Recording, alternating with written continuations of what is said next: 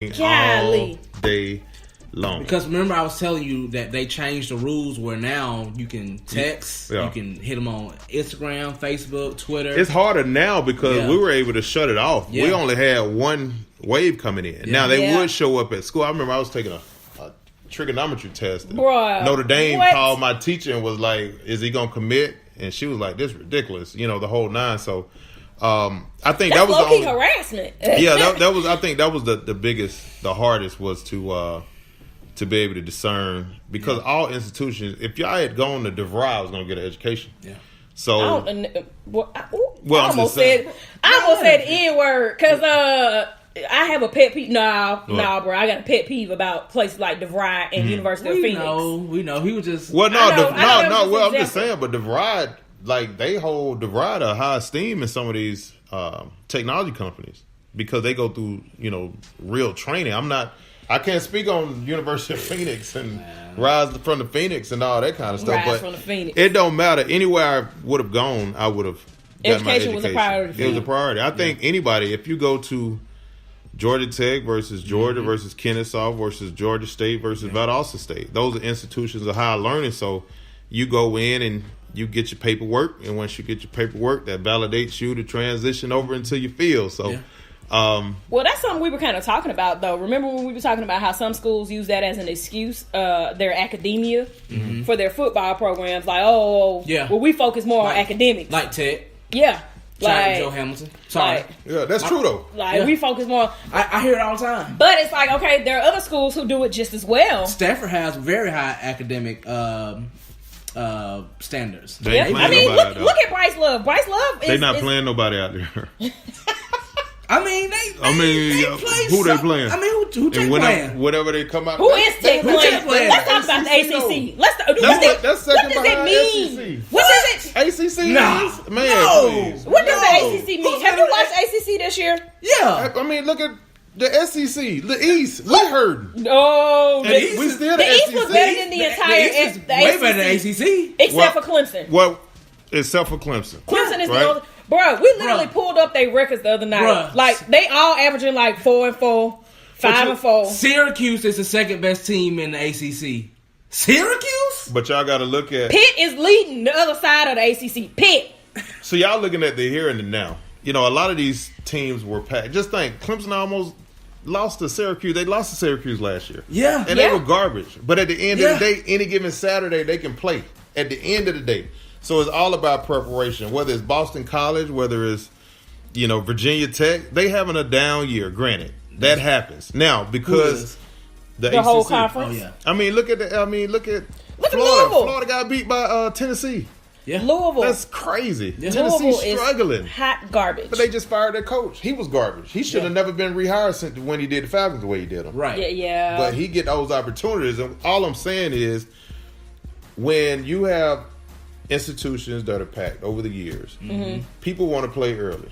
They go to these mid-majors. That's why you got the USFs and the UCFs. In a minute, UCF going to fall off because they were getting all those players that wanted to play early that didn't go to Florida State, that didn't go to University of Georgia, that didn't go to Clemson or whatever because they wanted to play early. Yeah. But you at the end of the day, they don't want to see the ACC or the SEC. They want to play early, and you have scholarships. So they go to UCF, which is a good school. Pretty solid program. They go to University of South Florida. They go to Florida Atlantic. They go to Shout out to Lane Kiffin, even though he's having a horrible. They go to Memphis and all those schools. State, absolutely, go to Southern, and they do well. Yeah. So Kennesaw number 2 in the FCS. You know what I'm saying? So they're talking about bringing game day to Kennesaw. Yeah, they should.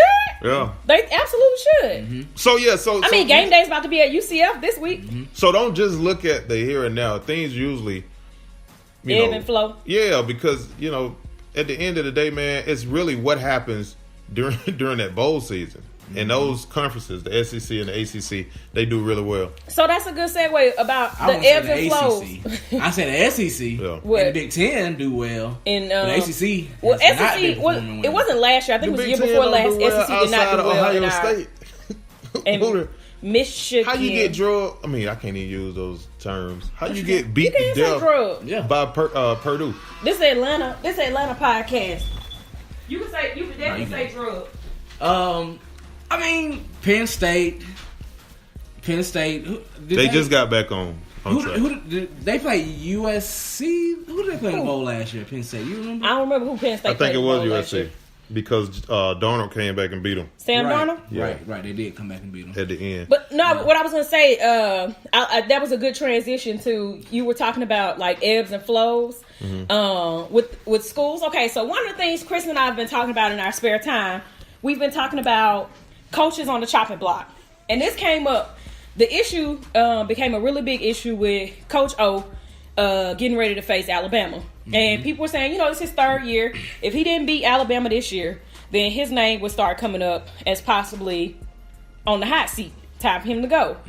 So we started looking at all of the coaches who have beaten Nick Saban's Alabama. None of those coaches have been coaching their programs, respective programs, when they beat him under 3 years. And so is there a problem in college football with universities and programs not being patient enough with these coaches? No, but maybe they shouldn't have chose him.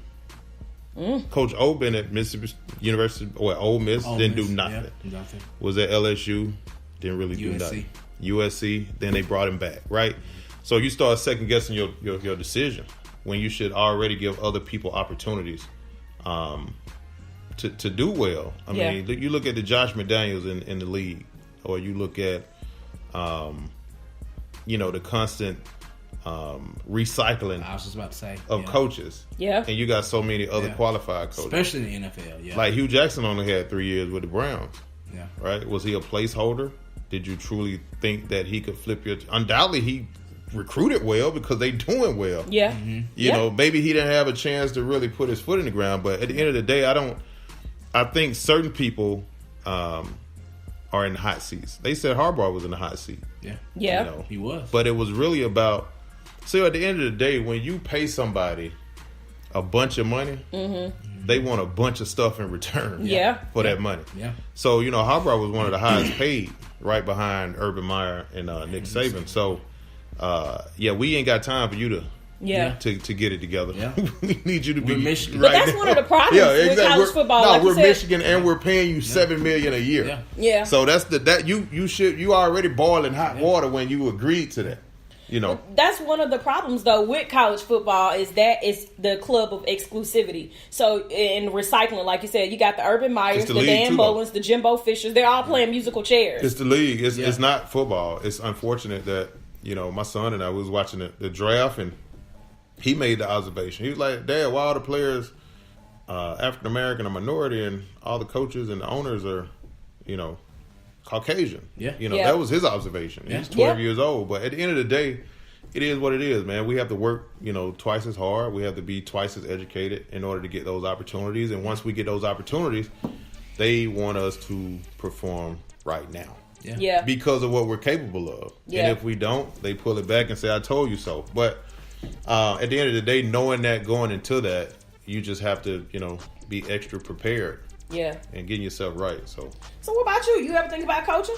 Yeah, I do coach, man. I wish I would have transitioned over into coaching once I stopped playing, but I had a knack. It was kind of painful how I transitioned out of the sport because I didn't end the way I wanted to because of injuries. I tore my PCL my freshman year. They told me I had a bruised kneecap, and I continued to play. I tore my PCL my sophomore year. I continued to play. I dislocated my elbow, and I continued to play. I was healthy my senior year, as healthy as you can be without being repaired. Never redshirted. Like, who does that? Like, how many, And then I played under 2 head coaches, 2 D coordinators, and 4 position coaches in 4 true years. So when I transitioned out of the league, I did get picked up as a free agent. The Falcons picked me up.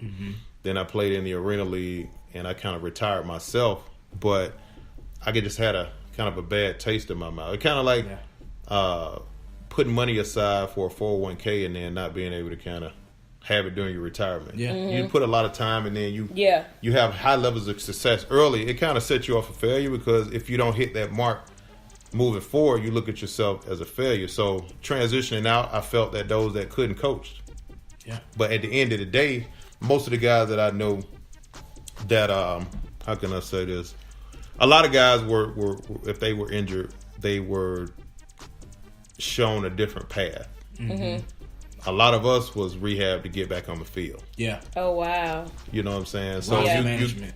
Well, not even that, man. You got coaches that can make a lot of money and coach till they're 80 years old, and they want us to get back on the field because that is a way of changing generations. Yeah. Building a legacy is through, generating that wealth, and then you're influencing people that look like you, as well. So I wish I had gotten a chance to coach, because whenever I'm invited out to coach, I do have a way with kids that they do learn, and they do perform at a high level whenever I'm there. So I do, especially, camps. Yeah. And I'm invited to, train certain athletes a lot of times. But, it's a lot, though. I'm big on family and time. Yeah. So, coaching is a 24/8 job. Yeah. College is worse than the league. Yeah. It is. Because you got to recruit. Yeah. And it's different. And you're dealing with kids versus grown men. Yeah. And I think a lot of times people forget that, too. Yeah. That, they 18 or they 19, but at 18 and 19, you're still pretty stupid. Yeah. You're still, and then nowadays you factor in social media and Instagram, and there's all this accessibility to these players from other people who are hyping them up and bigging them up. Your phone never stops. You're always recruiting. Yeah. Always recruiting. It does not stop year round. Yeah. Signing day comes. Okay, you get a weekend. Maybe you get a day or two. Maybe you get a day. And you're back in the next day. All right, 2020 class. Yeah. 2021 class. Yeah. It never stops. Yeah. And it's the same in college, man. There's nothing free about the education that we receive while at a D1 institution or any institution. Well, speak to that, because a lot of folks don't get that. They say, why should college athletes be paid? They're being paid in a free education. Yeah. Well, see, no, they're not being paid in a free education, because at the end of the day, how is it that an academic scholarship person can go out and make as much money as they want, but me on an athletic scholarship, I can't go make no money? Right. And I'm bringing all types of money to the institution. And see, I don't think you never hear people make that alternative comparison. Yeah. You never hear them make that comparison. Okay, you're on a full academic scholarship, but you're still allowed to make money. You're still allowed to make money, and you ain't bringing nothing. Work for the school. And you ain't bringing nothing to the university. And then you got somebody like Hines Ward or Todd Gurley or Champ Bailey, Travis Stroud, who can't even sign their own jersey. Yeah. Or even worse, you're at a banquet and people are paying $3,000-$5,000 to sit next to you, or to play golf. Robert has a golf tournament every year that people bid to play with different players. Bro, Travis out here dislocating his elbow, tearing his knee up. Yeah, all never this. repaired. And the SEC is signing a TV contract for $1.5 billion. Billion, not million, not million. Yeah, $1 billion. But he can't. He's not getting a dime. But he can't. Yeah. That's absurd. Yeah, so you look at, but you get an education though. Well, you do get an education. No, that's sarcasm, Travis. I'm being sarcastic. What I'm saying is you do get an education based on how they want you to, unless you're an out of the box person. But then if you're out of the box person, you gotta go against the grain on a lot of stuff. So have been an MIS major, I didn't qualify for a lot of tutelage that the other guys got, because mine was specialized. Yeah. So instead of the $8 tutor, mine was $25 an hour. Yeah. So Trav, we can't really do that. So what we need you to do is go get a student in your class that's an A student that takes good notes. So you do get educated, but you don't know what you want. You really don't know what you want, man, until you go, for a couple years, and then you kind of decide. But we don't get a chance to intern. So if you don't make it to the league, you behind the 8 ball. Right. Yeah. So we got degrees, but you got paperwork that you can't implement because your daddy don't have no friends that own no companies. Whew. You follow me? So it's just one of those things where you got to kind of be smart. Now, what I do is go back and teach guys how to leverage their relationships, how to nurture their relationships, how to get that's what's up. A better understanding of their positions, and then they can transition over and kind of let people know this is what I want to do, along with my summer school training, because we had to be there. They say you had an option, but we had no option. Yeah, we had to be there. Yeah, and then your classes in the morning. Yeah, you at practice, film. Midday into the evening. Yeah, and then you go to tutorial. While most people kicking it. Yeah, they running their toes through the ground with their sounders on. Yeah, at the library. playing foosball. Yeah. Throwing the sand. I'm just saying. The keg on Thursday. 12, 13 hour days. Now it was paid for.